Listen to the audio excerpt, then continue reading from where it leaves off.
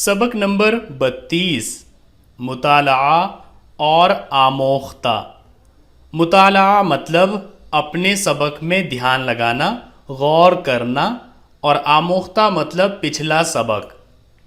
کتاب کا مطالعہ طالب علم کے واسطے نہایت ضروری کام ہے، کیونکہ اپنے سبق میں جس قدر غور و فکر تم خود کرتے ہو، اس سے تمہارے ذہن کی قوت اور اصلی استعداد بڑھتی ہے۔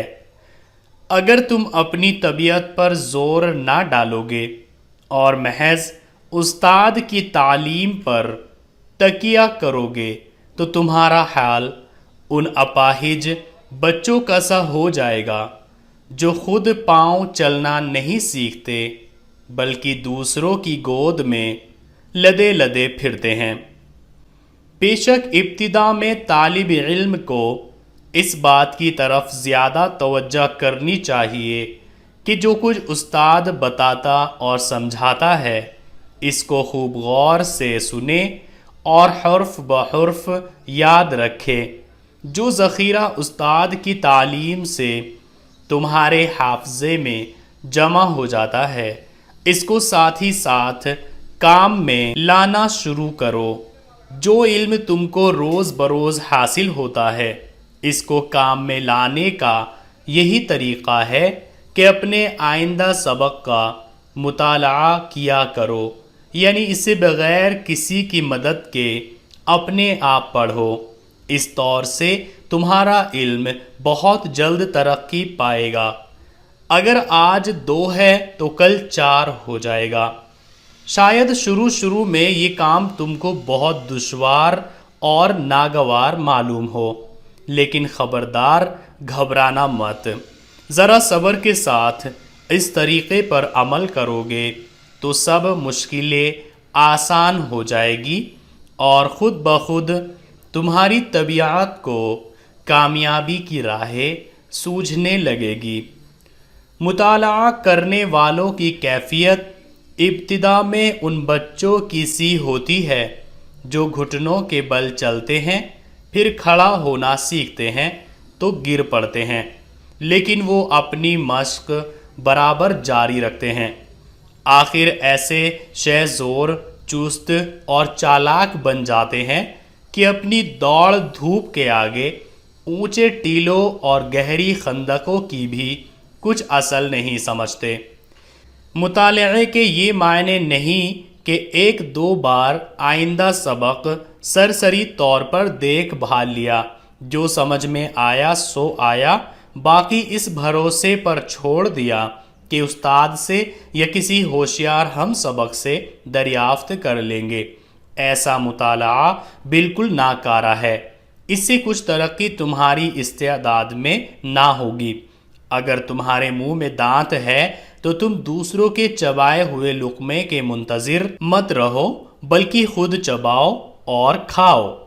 مفید طریقہ مطالعے کا یہ ہے کہ ایک ایک لفظ اور ایک ایک فقرے پر دل لگا کر غور کرو۔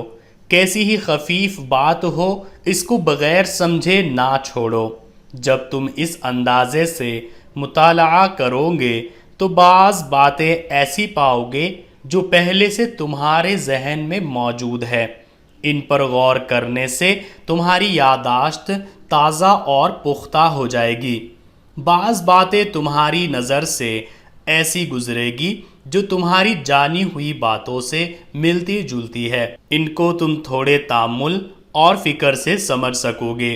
بعض باتیں ایسی پیش آئے گی جو بالکل نئی ہے، مگر خوب غور کرنے سے وہ تمہارے قیاس میں آ جائے گی۔ اس وقت تم کو ایسی مسرت حاصل ہوگی گویا تم نے ایک نیا ملک فتح کیا۔ اس کامیابی کے بعد تم کو خود حوصلہ ہوگا کہ آؤ آگے بڑھ کر دوسرا جھنڈا فتح مندی کا بلند کرے۔ ایسے مطالعے کے بعد تم سبق پڑھو گے تو جو کچھ اپنے استاد کی زبان سے سنو گے اس کا یاد رکھنا اور سمجھنا بھی تم کو آسان ہو جائے گا۔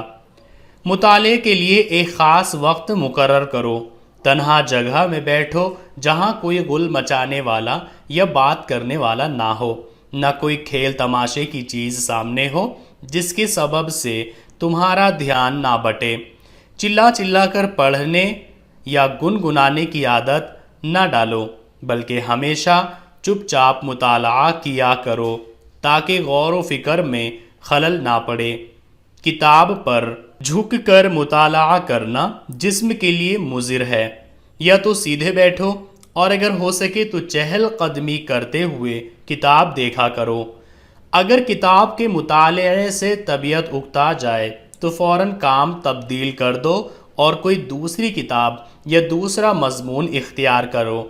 مثلاً زبان کی کتاب سے جی بھر جائے تو ریاضی کا مطالعہ کرو، اس سے بھی طبیعت سیر ہو جائے تو تاریخ و جغرافیہ دیکھو۔ غرض یوں رد و بدل کر کے طبیعت کو کام میں مصروف رکھو۔ جس طرح مطالعہ طالب علم کو ترقی کے زینے پر چڑھاتا اور اس کے ذہن کی قوت بڑھاتا ہے، اسی طرح آموختے پر نظر کرنا بھی کامیابی کا بڑا گر ہے۔ جن باتوں کو تم نے آج اس قدر محنت اور مشقت سے سیکھا ہے، اگر بے پرواہی سے ان کو بھلا دیا تو افسوس ہے کہ تمہاری تمام محنت اور وقت رائگاں گیا۔ تیلی کے بیل کی مانند مت بنو جس نے تمام دن سفر کیا اور پھر وہیں کا وہیں رہا۔ تم کو چاہیے کہ جو کچھ اپنی محنت اور وقت کے عوض میں حاصل کرتے ہو اس کی خوب حفاظت کرو۔ جو آج سبق پڑھ چکے ہو اس کو پھر دیکھ لو۔ اسی طرح ایک ہفتے کی خواندگی دوسرے ہفتے میں اور ایک مہینے کی دوسرے مہینے میں دہراتے رہو۔ جو طالب علم اپنے کام میں اس طرح دل سے توجہ اور کوشش کرے گا تو امید ہے کہ علمی خزانے میں ایک کوڑی کا گھاٹا نہ آنے پائے گا۔ دن دونا رات چوگنا بڑھتا جائے گا اور دن اس کو جگت سیٹھ بنائے گا۔ مطالعہ مطلب اپنے آنے والے سبق میں غور و فکر کرنا۔ غور مطلب دھیان دینا۔ تکیہ کرنا مطلب کسی ایک چیز پر بھروسہ کرنا۔ ذخیرہ مطلب جمع کیا ہوا۔ شیزور مطلب طاقتور۔ خفیف مطلب ہلکا۔ قیاس مطلب اندازہ لگانا۔ مسرت مطلب خوشی۔ سیر مطلب بھر جانا۔ عوض مطلب بدلہ۔ اس سبق میں ایک بہت ہی اچھی چیز کے بارے میں بتایا گیا ہے کہ جو بھی آپ کا سبق ہے، آنے والا سبق، اس کو آپ کو خود سے اس میں غور و فکر کرنا چاہیے اور اس کو پڑھنے کی سمجھنے کی کوشش کرنی چاہیے۔ آپ کو اس بات کے بھروسے پر نہیں رہنا چاہیے کہ آپ کا ٹیچر آپ کو وہ سبق سمجھائے گا تبھی آپ اس کو سمجھو گے، بلکہ جو آپ کا آنے والا سبق ہے خود سے بھی آپ کو اس میں غور و فکر اور دھیان لگانا چاہیے اور اس کو سمجھنے کی کوشش کرنی چاہیے، تو اس سے آپ کو علم بہت جلدی حاصل ہوگا۔ دوسری چیز یہ بتائی گئی ہے جو آپ کا آموختہ ہے، یعنی جو آپ کا پچھلا سبق ہے جس کو آپ پڑھ چکے ہیں، اس کو بھی آپ کو ٹائم ٹو ٹائم دیکھتے رہنا چاہیے، کیونکہ جو چیز آپ نے اتنی محنت سے یاد کی ہے اس کو ایسے ہی بھلا نہیں دینا چاہیے، بلکہ اس کو بھی جیسے کہ پچھلے مہینے کا سبق ہے تو آپ اس مہینے اس کو دیکھ سکتے ہیں، پچھلے ہفتے کا سبق ہے تو اس ہفتے آپ کو دیکھنا چاہیے۔ سبق نمبر 33 حکایت۔ ایک فاختہ کے گھونسلے پر کسی کوے نے زبردستی قبضہ کر لیا تھا۔ اس بات پر دونوں میں خوب جنگ ہوئی مگر ایک دوسرے کو مغلوب نہ کر سکا۔ اب لڑتے لڑتے دونوں اس قدر عاجز آ گئے تھے کہ ان کو ایک منصف تلاش کرنا پڑا جو انصاف کی راہ سے ان کا جھگڑا چکا دے اور آپس کا فساد مٹا دے۔ اس نوح میں ایک بڑھیا بلی تھی جس نے ظاہر میں شکار سے توبہ کر لی تھی اور رات دن عبادت میں مشغول رہنے کے باعث تمام جانور جو اس کی ظاہری حالت سے واقف تھے اس کو نہایت نیک سیرت اور پارسا خیال کرنے لگے تھے۔ فاختہ اور کوے کو اس بات کی تمیز کچھ مشکل نہ تھی کہ وہ بلی کو اپنی قوم کا دشمن سمجھ کر اس کے پاس جانے سے پرہیز کرتے، کیونکہ اس کی ڈراؤنی صورت، نکیلے پنجے اور تیز دانت صاف ظاہر کرتے تھے کہ وہ پرندوں پر رحم کرنے کے لیے ہرگز نہیں بنائے گئے ہیں۔ افسوس کہ غصہ اور عداوت نے ان کو ایسا دیوانہ بنا دیا کہ وہ اپنی عقل اور تمیز کو کام میں نہ لا سکے، اور اس کی پرہیزگاری کی جھوٹی شہرت پر یقین کر کے فوراً اس کے روبرو حاضر ہو گئے اور اپنا مقدمہ اس خواہش سے پیش کیا کہ بلا رعایت کے طے کر دیا جائے۔ مکار بلی دل میں تو بہت خوش ہوئی، لیکن ظاہر میں ان کے آنے کو اس واسطے ناپسند کیا کہ اس کی عبادت میں خلل پڑا۔ ان دونوں نے بہت التجا کے ساتھ عرض کیا کہ اے بزرگ بلی، دو دشمنوں کا انصاف چکانا اور ان میں صلح کرانا بھی خدا کی بندگی کرنے سے کچھ کم نہیں ہے۔ کو امید ہے کہ آپ اس تکلیف کو خوشی سے برداشت فرمائیں گی۔ بلی نے نہایت نرمی اور اخلاق سے جواب دیا کہ اگر مجھ گنہگار کم بخت کی ذات سے خدا کی مخلوق کو کچھ فائدہ پہنچ سکے تو میں اپنی خوش نصیبی سمجھوں گی، مگر اے صاحبو، میں ضعیفی کی وجہ سے ذرا کم سننے لگی ہوں۔ جب تک اپنا معاملہ میرے کان کے قریب چلا چلا کر نہ بیان کرو گے، میں تمہارے حق میں کوئی مناسب فیصلہ نہ کر سکوں گی۔ اب بھی موقع تھا کہ وہ دونوں بے وقوف داد خواہ بلی کے اس داؤ گھات کو سمجھ جاتے کہ وہ اپنی کمزوری کے نقصان کو، جس کے سبب سے ان پر حملہ نہیں کر سکتی، اس طرح پورا کرنا چاہتی ہے کہ بات سننے کے حیلے سے اپنے پاس بلائے اور ان کو آسانی سے شکار کر لے۔